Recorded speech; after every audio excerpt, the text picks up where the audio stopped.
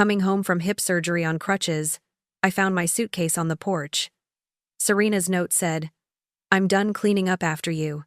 Arthur agrees. My own son, I was shattered, but that pain quickly hardened into a resolve they would never see coming. You won't believe what happened next. Like, share, and let us know where you are listening from. The taxi pulled up to the curb, a jarring halt that sent a fresh wave of agony through my hip. 68 years old, just out of surgery, and navigating the world on crutches felt like trying to walk through quicksand. All I wanted was to be home, in my own apartment, to sink into my armchair, and feel the familiar comfort of my space. I pictured Arthur, my son, and Serena, my daughter-in-law, waiting inside. Serena had promised to have everything ready to help me settle back in. Her caring offers had been so profuse before I went into the hospital, I almost believed her. Almost. I fumbled with my crutches, gritting my teeth as I maneuvered myself out of the taxi. The driver, a kind young man, helped me to my building's porch. That's when I saw it. My worn, familiar suitcase, the one I took on every trip, sitting squarely on my doormat. A beige envelope was taped clumsily to its side. Confusion hit first, then a cold dread. Why was my suitcase outside? With shaky hands, I bent down, ignoring the throbbing protest from my hip, and peeled off the envelope. Inside, a single sheet of paper, folded once. The handwriting was Serena's, sharp and angular, just like her personality.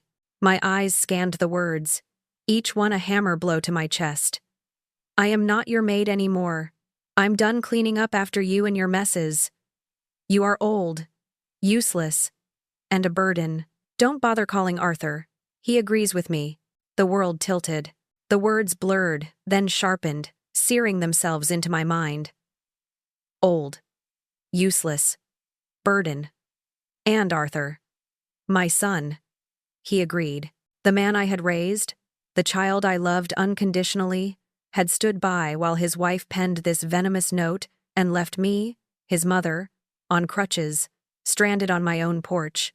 I remembered Serena's hospital visits. Her soft voice. "Don't you worry about a thing, Eleanor. We'll take care of everything."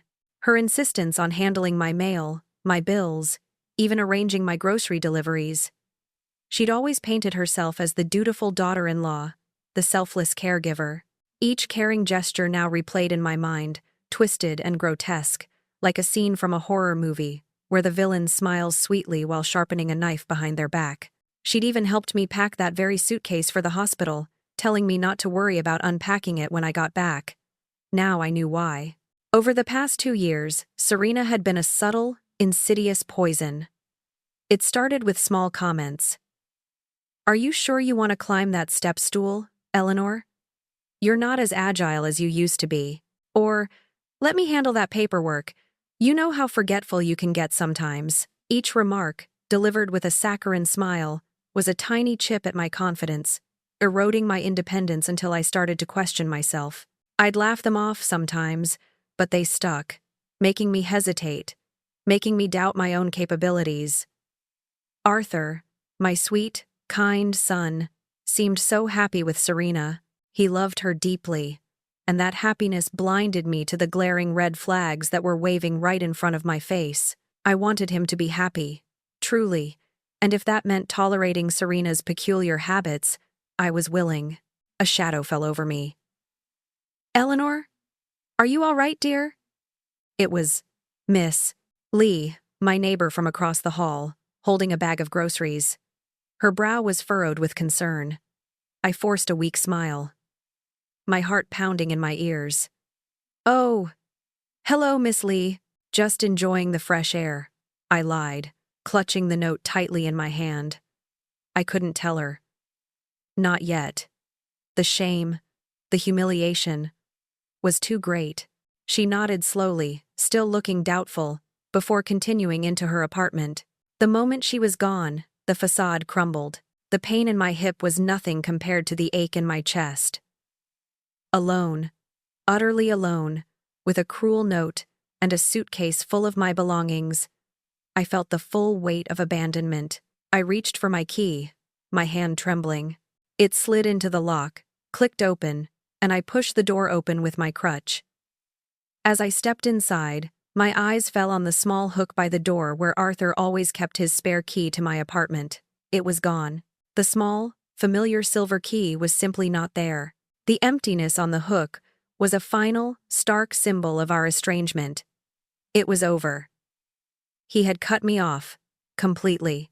For a long moment, I stood there, leaning heavily on my crutches, tears blurring my vision. The pain was unbearable, but as the initial wave of grief subsided, something shifted deep within me. The hurt didn't disappear, but it transmuted. It hardened. A cold, quiet anger began to simmer, a resolve I hadn't known I possessed. This wasn't just a breakup, this was an eviction, a calculated act of cruelty. As I painstakingly moved through my silent apartment, each step a struggle, my mind raced. Serena's past helpful actions began to fall into place, like pieces of a dark puzzle. Her insistence on taking over my finances, her comments about my memory, her gentle suggestions that I was too tired for certain activities. It wasn't kindness. It was a strategy, a plan to systematically isolate me, to portray me as frail and incompetent to my own son. She had positioned herself as my indispensable caregiver, the one who stepped in where I supposedly failed. Then, subtly, she would express concern to Arthur about my health, my memory lapses, my inability to manage my own affairs. She almost forgot her medication again, Arthur. It's worrying. Or, I just don't think she's capable of living alone much longer, dear. For her own safety, she manufactured a narrative, making me seem like a burden. Even our family traditions had been hijacked. Christmas, Thanksgiving, birthdays, they all gradually shifted from my apartment, where I had always hosted, to Serena and Arthur's place. I became a guest in what used to be my own family's celebrations, relegated to a corner, silently watching as Serena took center stage. I felt like an outsider in my own life. She even discouraged my small acts of neighborly kindness. When I offered to bake cookies for the community bake sale, Serena scoffed. Eleanor, you're too old and frail to be on your feet all day. Let someone else handle it. She took away my purpose, my connections, my very sense of self-worth. It was all so clear now. Serena hadn't just made me feel incompetent. She had worked tirelessly to make Arthur see me as a burden. And it had worked. Perfectly. The silence in my apartment pressed in on me, heavy and suffocating. My hip throbbed, a dull ache that mirrored the raw wound in my heart. Just as I was about to give in to the despair, my phone vibrated, startling me. It was Bethany, my younger sister, her name flashing brightly on the screen. I almost didn't answer. I didn't want anyone to see me like this, broken and humiliated. But Bethany was persistent. She knew me too well. Eleanor, what's wrong? You sound off, she demanded, her voice cutting through my grief. Miss Lee called me. She said you looked like you'd seen a ghost. The dam broke. The carefully constructed wall I had built around my pain crumbled.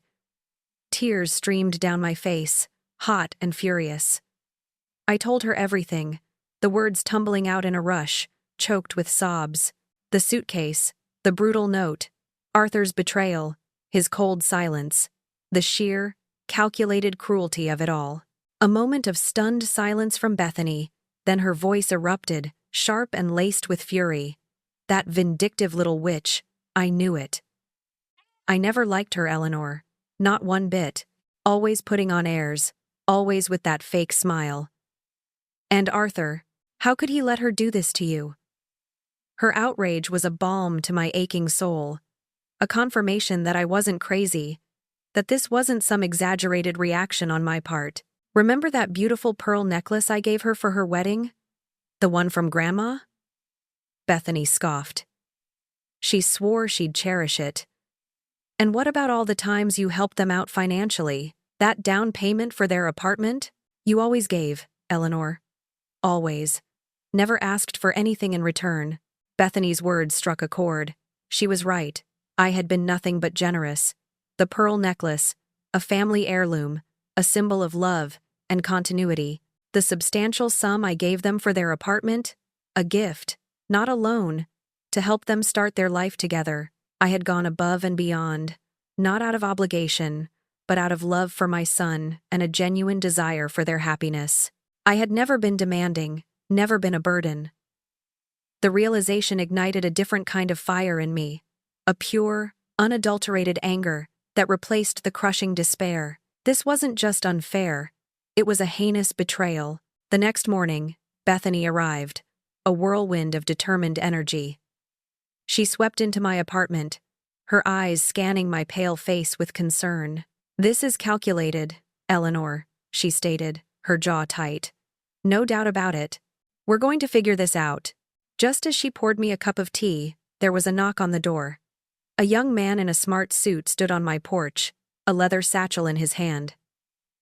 "Miss Eleanor Vance?" he asked politely. "I have some legal documents for you from Marcus Thorne and Associates." My heart gave a jolt. Marcus Thorne. The name was instantly familiar. It was Uncle George's law firm, a prestigious establishment known for handling high-profile estates.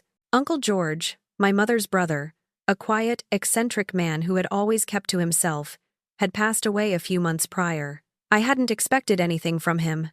We weren't particularly close, though he had always been kind. I took the thick envelope with a sense of bewilderment. Bethany, sensing the sudden shift in atmosphere, hovered nearby. I tore open the seal and began to read. The legalese was dense, but the meaning slowly, astonishingly, became clear. Uncle George had left me everything, not just a token sum, but a substantial inheritance. My eyes darted to a specific paragraph, then reread it, trying to process the words. My jaw dropped. "To my beloved niece, Eleanor Vance, I bequeath the entirety of my real estate holdings, including the apartment building located at 14 Oakwood Avenue, comprised of 12 residential units." I looked up at Bethany, my face pale. "Bethany," I whispered. "This is my building. This is our building." My mind raced back to the address on the note. 14 Oakwood Avenue. This was the building I had lived in for 20 years. The building where Arthur and Serena had their apartment. My landlord, all this time, had been my Uncle George. Bethany snatched the document from my trembling hands, her eyes widening as she scanned the pages. "Glenda," she gasped, using my childhood nickname. "Do you understand what this means? You own this entire building, 12 units. That's a massive rental income." "And look here," she pointed, her finger tracing a line of text. "And liquid assets totaling over $1.2 million. The world spun. $1.2 million. And I owned the very building I was living in. The same building where, just yesterday, Serena had thrown me out, leaving me on the porch with a scathing note. The irony was a bitter, yet potent, flavor in my mouth. Serena had tried to make me feel worthless, discarded, a burden. And all the while, I was unknowingly a wealthy woman, the owner of her own home. A sudden vibration from my phone broke through the surreal revelation. It wasn't a call. It was a text message from an unknown number. My fingers, still trembling from the shock of the inheritance, fumbled to open it. It was a photograph, a blurred, shaky image of me, leaning heavily on my crutches, struggling to lift my suitcase onto my porch yesterday. My face was a mask of pain and humiliation. Below the photo, a message from Serena. "Thought you'd want to see how pathetic you looked yesterday. Maybe this will help you understand why we can't have you around anymore." The pure, unadulterated malice of that message, paired with the image, was a punch to the gut. But this time, it didn't shatter me. It solidified the resolve that had begun to form yesterday. Serena had made her move. Now, it was my turn. The image on my phone screen burned itself into my mind. Me, frail, struggling, humiliated. And Serena's message, cold and contemptuous. This wasn't just an insult. It was a deliberate act of documentation, a trophy of my suffering she clearly expected me to internalize. But she had made a critical error. She assumed I was powerless. She assumed I would simply wither away, accepting my fate. What she didn't know was that the last shred of hurt had just been incinerated, replaced by a steel-hard resolve. I saved the text message and the photo. Every single detail would be important. Then, despite the lingering pain in my hip, I propped myself up in bed, my laptop open. My research began. Tenant rights, lease agreements, landlord obligations, eviction processes. I absorbed it all, the legal jargon becoming a weapon I was eager to wield. The next day, Bethany drove me to Marcus Thorne and Associates. The office was exactly as I remembered it from when Uncle George was alive. Hushed, elegant, filled with old money and quiet power. Marcus Thorne himself was a man in his late 50s, with kind eyes and a sharp mind. He confirmed everything from the documents. The entire apartment building, 14 Oakwood Avenue, was now mine. The $1 million+ in assets, also mine. Uncle George was a very private man, Eleanor, Marcus explained gently, adjusting his spectacles. But he cared deeply for you. After your husband left, he made it his mission to ensure you would always be secure. He never spoke about it, but he set up a trust, and when he learned about your hip surgery, he expedited the transfer. He wanted you to be taken care of, no matter what. His words were a poignant reminder of a quiet love I hadn't fully appreciated until now. As I signed the stacks of ownership papers, my hand felt steady, firm. Each stroke of the pen wasn't just a legal formality. It was a reclaiming of my dignity, a solidifying of my future. I felt a power I hadn't felt in years, perhaps ever. Marcus then presented me with the building's financial records and all the current lease agreements. I meticulously reviewed each one, my gaze finally landing on the lease for Unit 4B, Arthur and Serena's apartment. My stomach clenched, but I pushed the emotion aside. Their rent was a measly $1,800 a month. My eyes scanned further, finding the expiration date. Exactly 3 months from now. Marcus, I asked, what is the market rate for a unit like 4B in this neighborhood? He typed a few commands into his computer.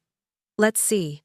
A comparable 2-bedroom, 2-bathroom in this building, recently renovated, would command anywhere from $3,200 to $3,500 a month.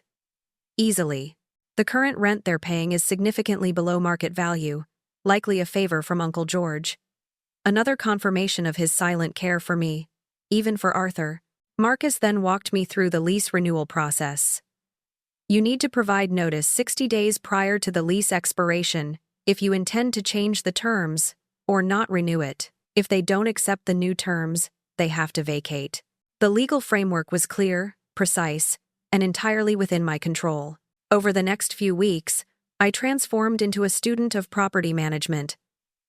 I spent hours online, learning about market rates, tenant laws, and the intricacies of maintaining a building. My hip was still recovering, but the mental stimulation, the sheer focus on my burgeoning plan, fueled me. Bethany was my constant companion, cheering me on, helping me navigate forms, and even making me healthy meals. I started small with the building improvements. I hired a cleaning crew to deep clean the common areas. A fresh coat of paint brightened the dingy lobby, and the long-broken intercom system was finally repaired. The changes were subtle at first, but noticeable. I wanted the tenants to see that there was a new hand at the helm, a hand that cared. The reactions from my neighbors were immediate and heartwarming. "Oh, Eleanor, the lobby looks wonderful," Miss Lee exclaimed one afternoon, stopping me by the elevator. "And the intercom actually works. Is the new owner finally taking things seriously?" I simply smiled, a genuine, private smile. "Yes, Miss Lee," I said. "The new owner is taking things very seriously." It felt incredibly satisfying to hear the compliments, knowing that soon, everyone would know who the new owner was. Throughout this period, Arthur remained silent. Not a call, not a text, not even an email. His complete lack of communication was a stark confirmation of Serena's influence, of how thoroughly she had poisoned his mind against me. It removed any lingering doubt, any flicker of hope that he might have had a change of heart. His silence was a betrayal as loud as Serena's words. I continued to document everything. The cruel text and photo, the absence of his spare key, his continued silence. Each piece was a thread in the tapestry of my revenge, carefully woven, strong, and ready for display. The 60-day mark was approaching rapidly, and with it, the moment to drop the first shoe. 3 weeks had passed since the revelation of Uncle George's will. 3 weeks of quiet work, of learning, of planning. My hip was mending, and with each passing day, my spirit grew stronger, sharper. I was no longer the broken woman on the porch. I was the owner of the building, the architect of a meticulous plan. One evening, as I was walking past Arthur and Serena's apartment, Unit 4B, I heard it, shouting. It wasn't uncommon for them to bicker, but this sounded different, more intense. I paused, my hand instinctively going to the door of my own apartment. But my curiosity, and something else, a primal need to understand, held me rooted to the spot. Arthur's voice, strained and laced with frustration, cut through the thin wall. I don't understand why you had to be so cruel about it, Serena. She's my mother. Serena's reply was immediate, sharp, and dripping with defensiveness. Cruel? Arthur, be realistic. She was going to move in here permanently. Can't you see that? We'd be stuck taking care of her forever. Every little thing, every doctor's appointment, every meal. Our lives would be over. My blood ran cold. Move in permanently? The thought had never even crossed my mind. I loved my independence, my own space. This was her twisted fantasy, used to justify her heinous actions. She never said she wanted to move in, Arthur insisted, his voice slightly weaker, lacking conviction. Oh, please, Arthur, it was obvious. Serena scoffed, her tone dripping with disdain. The way she looked at us, always needing something. Her manipulative little gaze. She always tries to come between us. You know that. Manipulative? Needy? My jaw tightened. I had offered support, love, and financial aid, always with no strings attached. Serena had expertly crafted a narrative of me as a helpless, demanding burden. Arthur's voice returned, a flicker of doubt in his tone. But leaving her suitcase outside like that, what if the neighbors saw? What if someone called the police? So what if they saw? Serena retorted, her voice chillingly devoid of remorse. Maybe it's time people knew what she's really like. The drama queen, always playing the victim. My breath hitched. She truly believed her own lies. She was painting me as the villain, even to Arthur, even as she committed an act of public humiliation. Then Arthur said something that truly surprised me. Dad would never have stood for this. He always said we should respect our elders. Serena let out a bitter laugh. Your dad left, Arthur. Remember? He couldn't handle the responsibility either. He took the easy way out. Just like your mother expected him to cater to her every whim. The conversation continued, but those last words struck me deeply. Arthur wasn't entirely lost. He had doubts. He had a conscience. However buried it might be under Serena's influence, he questioned her cruelty, worried about appearances, even invoked his father's memory. A small, almost imperceptible crack in Serena's control. It didn't change my plan, but it gave me a new piece of information to consider. My son wasn't a monster. He was a manipulated fool. That night, the conversation, replaying in my mind. I sat down at my desk. With a steady hand, I drafted the new lease agreement for Unit 4B. The rent was stark. $3,500 a month, nearly double what they were currently paying. The terms were firm, the date for the new lease commencement precisely calculated for their lease expiration, but I wouldn't send it yet. Not quite. I decided to wait, to observe, to listen a little longer. My revenge wasn't about a quick, dramatic explosion. It was about precision, about timing, about a slow, undeniable squeeze. Serena had orchestrated a world where I was a burden, a problem to be managed. Now, I would turn the tables. She would experience what it truly meant to be managed, and I would enjoy every moment of it. I pictured the shock on her face when she received the notice. I envisioned her frantic calls to Arthur, her attempts to manipulate the situation, but this time, she wouldn't be dealing with a frail, grieving mother. She would be dealing with a landlord, with clear rules and unbending demands. And she wouldn't even know it was me until it was too late. The planning continued, fueled by a quiet, determined satisfaction. I felt a sense of purpose, a clarity of mind that had been absent for years. This wasn't just about getting even. It was about reclaiming my life, my power, my voice. And the more I learned about property management, about my rights as an owner, the more confident I became. Every interaction with other tenants, every small improvement to the building, solidified my position, building the foundation for the inevitable confrontation. The countdown had truly begun. December 1st arrived, crisp and cold, a perfect backdrop for the turning of a new leaf. Or perhaps, the unleashing of a long-held storm. That morning, through Marcus Thorne, the lease renewal notice for Unit 4B was delivered to Arthur and Serena's apartment. It was a purely professional document, devoid of any personal animosity, stating the new rent, $3,500 a month, effective upon their lease expiration. The notice was legal, precise, and undeniable.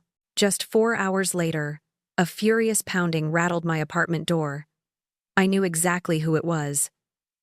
I took a deep breath, straightened my cardigan, and opened the door. Serena stood there, her face contorted with rage, the crumpled notice clutched in her hand. "What the hell is this supposed to mean?" she shrieked, shoving the paper towards me. Her eyes were wild, darting between the document and my calm expression. "It's a lease renewal notice, Serena," I replied, my voice steady, my gaze unwavering.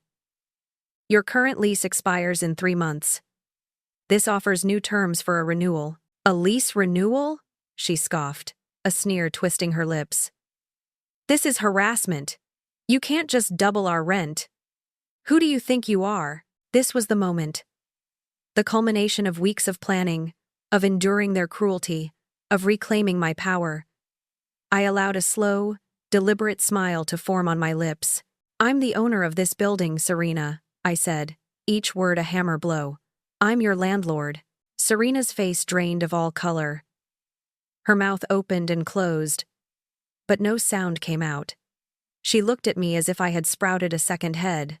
"Impossible," she finally stammered, her voice barely a whisper. "Uncle George owns this building." "Not anymore," I corrected, my tone still calm, utterly in control. "And as the new owner, I'm setting the rent to current market rates. I'm sure you understand." She rallied, her anger returning with a vengeance, fueled by disbelief. "But we're good tenants. We always pay on time." "Perhaps," I conceded, my eyes narrowing slightly. "However, leaving a tenant on crutches, just out of surgery, locked out of their apartment with a suitcase on the porch, could certainly be considered problematic behavior, and a significant breach of neighborly conduct, if nothing else." Her jaw clenched, her eyes darting away, a telltale sign of her guilt. "You can't do this," she insisted, but her voice lacked its usual force. She saw the certainty in my eyes, the unshakable resolve. She knew I could. Just then, Arthur appeared in the hallway, drawn by the commotion. He looked disheveled, confused. "Mom? What's going on?" It was the first time he had spoken to me in 2 months. The sound of his voice, once so dear, now felt like a stranger's. Serena immediately seized the opportunity to play the victim. "She's trying to evict us, Arthur. For revenge. Because of what happened when she came home from surgery." "I'm not trying to evict anyone, Serena," I corrected, addressing Arthur now, but keeping my gaze firmly on her. "I'm offering a lease renewal at current market rates. There's a difference." Arthur looked from Serena's panicked face to my composed one. "Mom, what is she talking about? You own the building?" I explained, briefly and factually, about Uncle George's inheritance. No embellishment, no emotional appeals, just the plain, shocking truth. Serena, completely unhinged, screamed, "This is insane. You're doing this because of what happened after your surgery. This is pure revenge." Arthur's eyes snapped to Serena. "What happened after your surgery, Mom?" he asked, his voice low, a dangerous edge creeping into it. "Serena told me you decided to recover at Aunt Bethany's. She said you wanted peace and quiet." Serena's face paled further. Her mouth opened, then closed. She looked trapped, caught in her own web of lies. Her guilty silence hung heavy in the air. Arthur's voice turned colder, harder. "You lied to me, Serena. You told me she went to Bethany's. You told me she chose to be isolated. What really happened? Where was Mom when she came out of surgery?" He looked at her, then back at me, a dawning horror in his eyes. He finally understood the full extent of her deception. Serena tried one last desperate attempt to regain control. "She was trying to manipulate you, Arthur. She wanted to move in here, permanently, to control us. Just stop talking, Serena." Arthur cut her off, his voice flat and final. He turned to me, his shoulders slumped. "Mom, what really happened?" His eyes pleaded for an explanation, for a way to reconcile the image of his mother with Serena's poisonous narrative. I looked at him, at the confusion and dawning realization in his eyes. Part of me, the old Eleanor, wanted to unleash every detail, every cruel word, every calculated act, but the new Eleanor, the one forged in pain and now armed with power, chose a different path, a path of self-respect, of quiet strength. "It doesn't matter now, Arthur," I said, my voice devoid of emotion. "What matters is that you're both my tenants, and your lease is expiring." With that, I gently, but firmly, closed the door on their shocked and silent faces. I leaned against the door, the adrenaline coursing through me. The silence on the other side was deafening. This wasn't just revenge. It was devastating. It was power used with surgical precision, hitting exactly where it would hurt the most. And it was only the beginning. 3 days after the confrontation at my door, there was a tentative knock. I opened it to find Arthur standing there alone, looking utterly distraught and visibly sleep-deprived. His eyes were red-rimmed, his shoulders slumped. He looked like a man who had been through a war. And in a way, he had. "Mom," he started, his voice hoarse. "I need to talk to you." I stepped aside, letting him in. He sat on my sofa, his hands clasped, staring at them. "I found it," he finally said, his voice barely a whisper. "Serena's note. The one she left with your suitcase. And the photo. The one she took of you on the porch, struggling." He looked up, his eyes filled with self-loathing. "She kept it, like a trophy." His confession was a raw wound, confirming the depths of Serena's depravity. He admitted everything. She lied. "Mom. About you being dependent. About you wanting to move in. She painted you as this manipulative burden. And I just believed her. I was a coward." Tears welled in his eyes. "I should have called you. I should have checked on you myself." I watched him, my heart aching with a complex mix of emotions.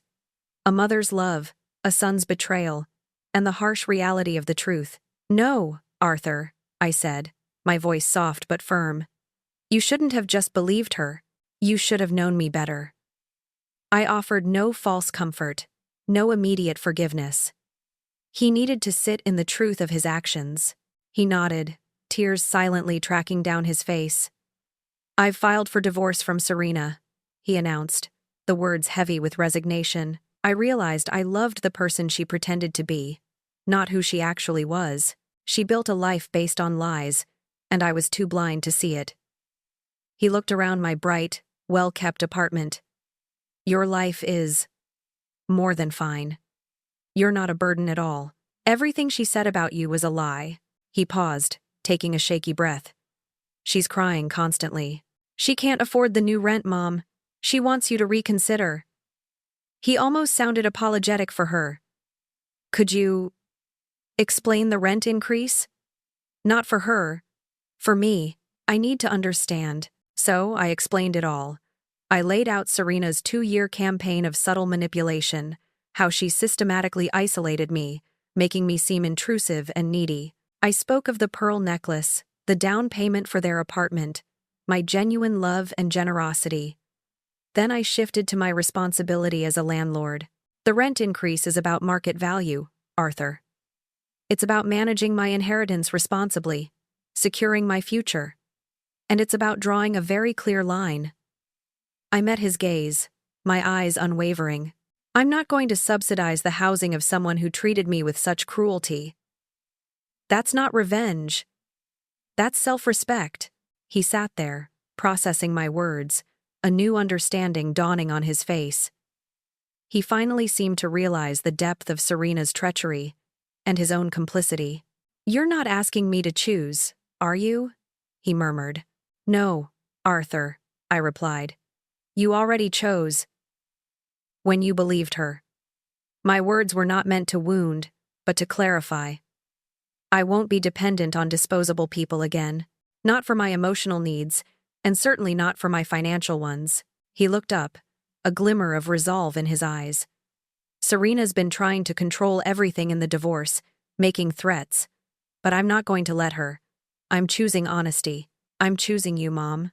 2 weeks later, Serena moved out of Unit 4B.